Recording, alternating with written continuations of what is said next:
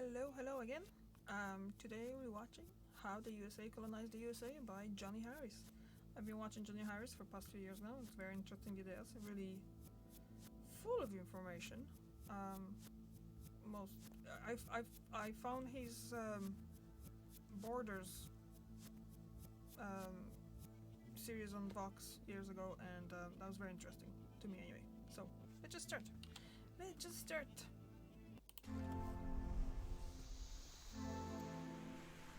This continent has some of the most dramatic landscapes on the planet, from the ocean shorelines to the alpine mountains That was Monterey there, isn't and it? the sandy deserts. And also in this landmass from coast to coast and everywhere in between, there lived hundreds, if not thousands of different nations, tribes of people whose land this was. This was their home. Yeah. But then others showed up to these shorelines in their boats. And that is when everything changed.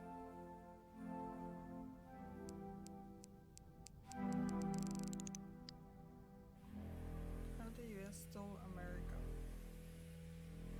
This is I like Johnny Harris because he's really gonna open about history of America as an American.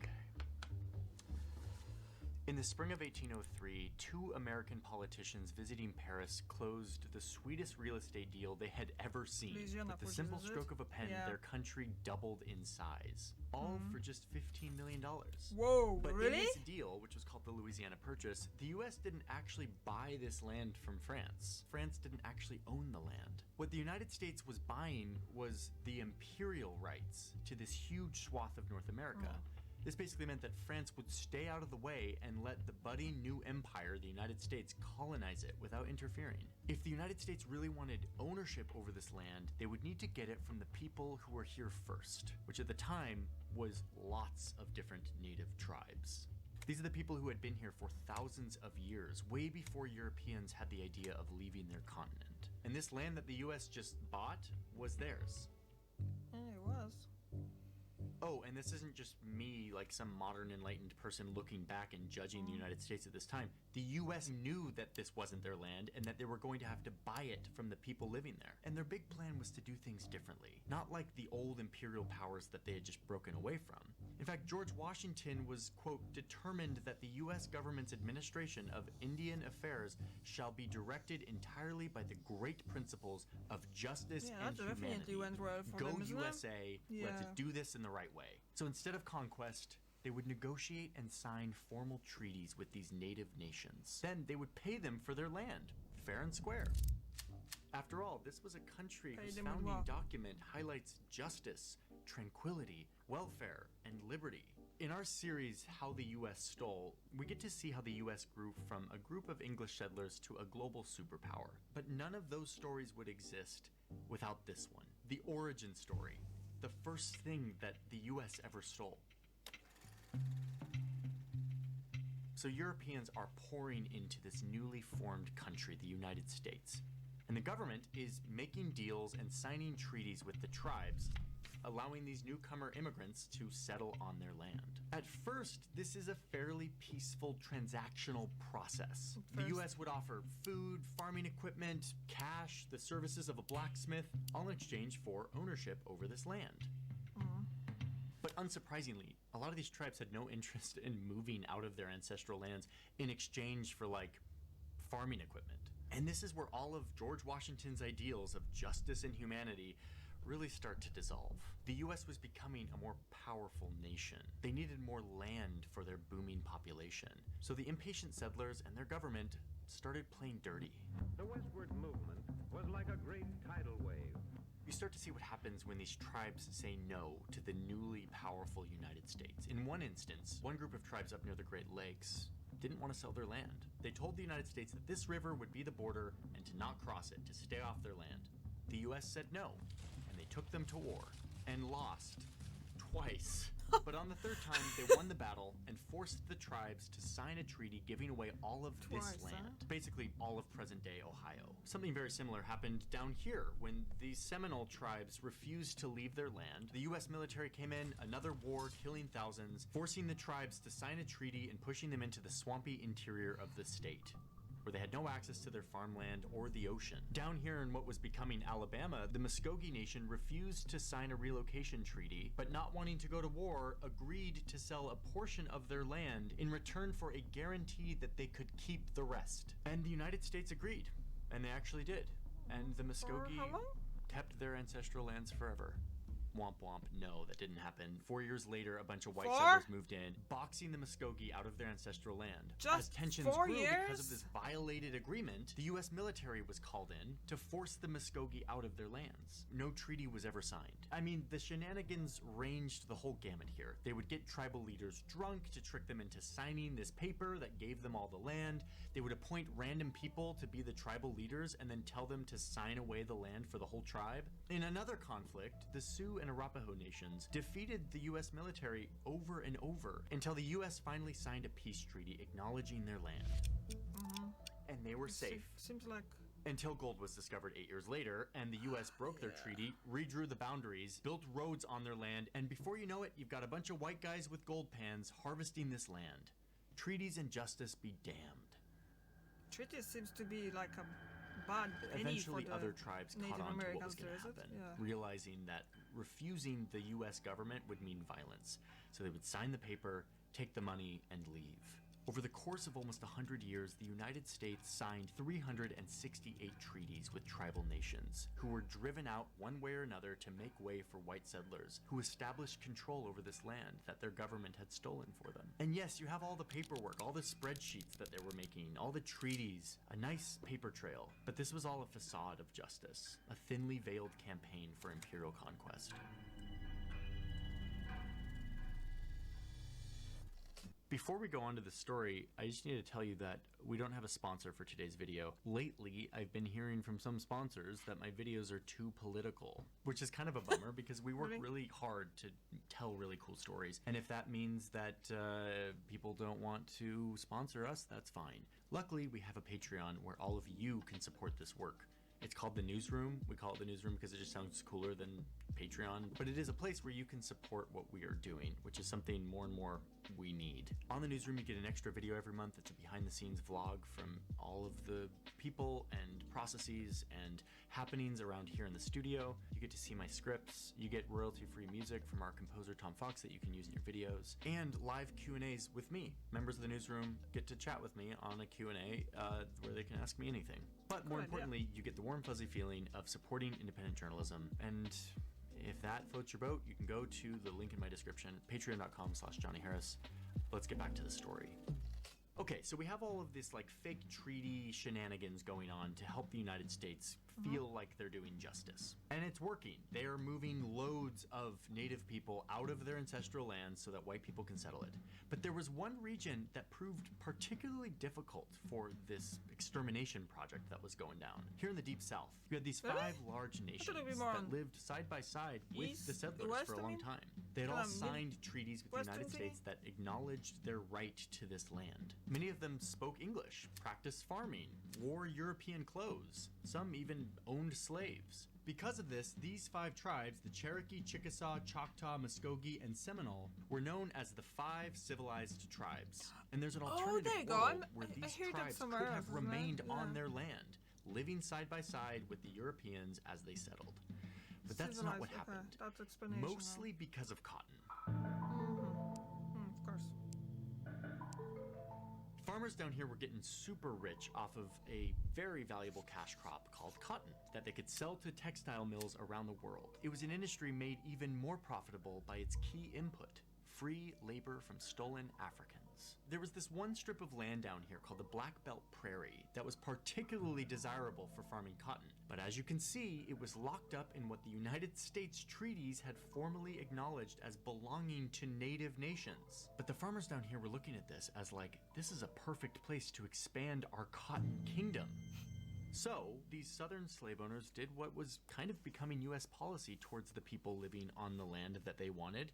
They made up their own rules. The state of Georgia was particularly aggressive in trying to clear this land out, or, in the words of their governor at the time, to replace, quote, all of the red with white population. They targeted the Cherokee Nation, passing a law that abolished their governments. The Cherokee are not going to stand for this, so they fight back using the same shenanigans that the United States is trying to use, the U.S. legal system.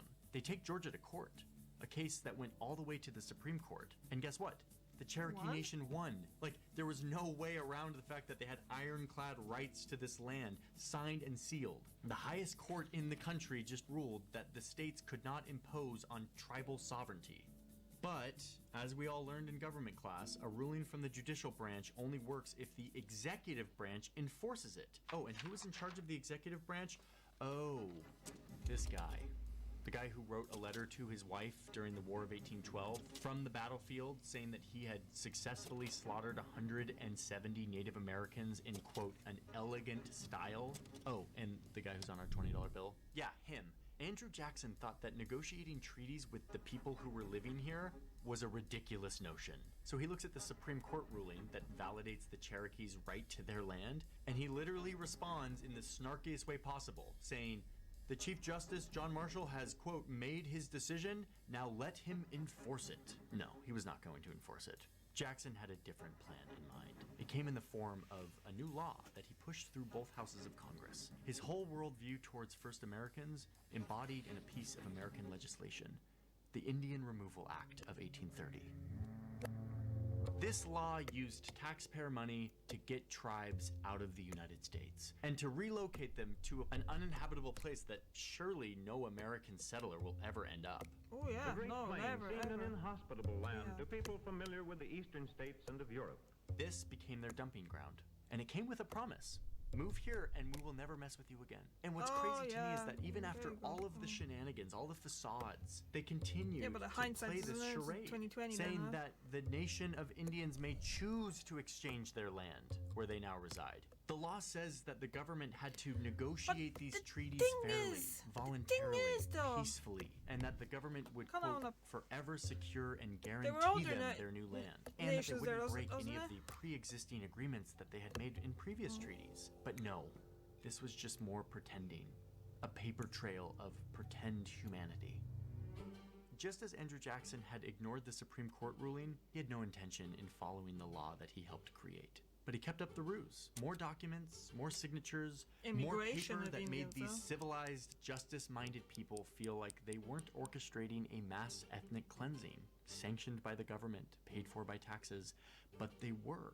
So this law is implemented, and the United States government, military, and even private companies start to ramp up their removal efforts of First Americans. They focus in on these 5 tribes that were sitting atop the land that they wanted for their cotton empire. More bribes, more pretend negotiations, and when push came to shove, more threats of violence. The Cherokee eventually signed a treaty agreeing to sell their last portion of land, and they moved west, out to their little rectangle of land that had been allocated to them by the government on maps. The only problem was that the leader who signed the treaty on behalf of the Cherokee people was not actually the real leader. They had no authority to make this decision. The Cherokee chief furiously protested this, but the US didn't care. They had their signature from someone. In their eyes, all was justified. This is Mayor Reed. Is that Between who it is? 1831 and 1838, nearly every member from the 5 tribes was expelled from their land.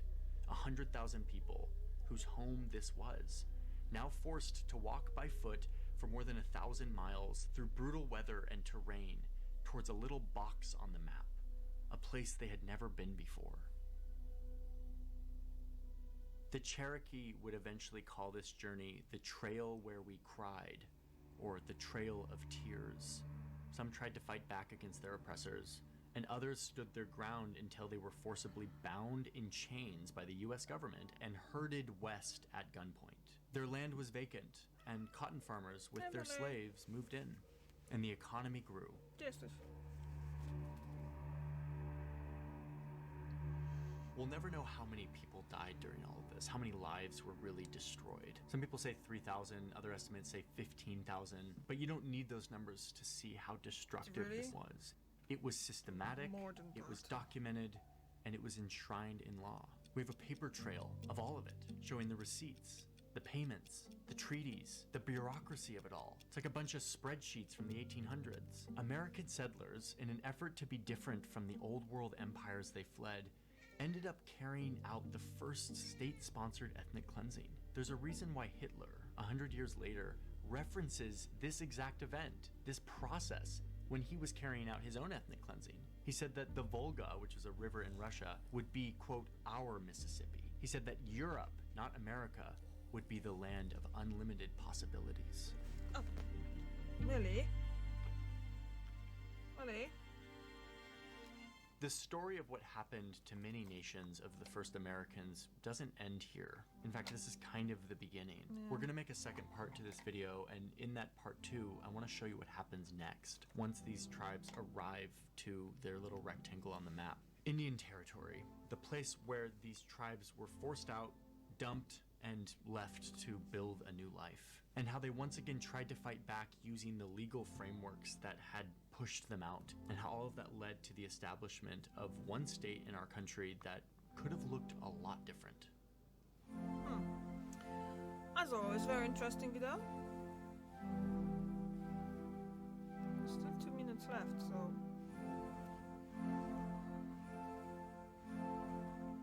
Okay guys, so basically, you know the thing. You're gonna find the link in the description box below. And that was very interesting. This is part 1, so I'm gonna definitely come back and make a reaction to part 2. Actually, you have to check now if it's already come out. And I always thought that Cherokee,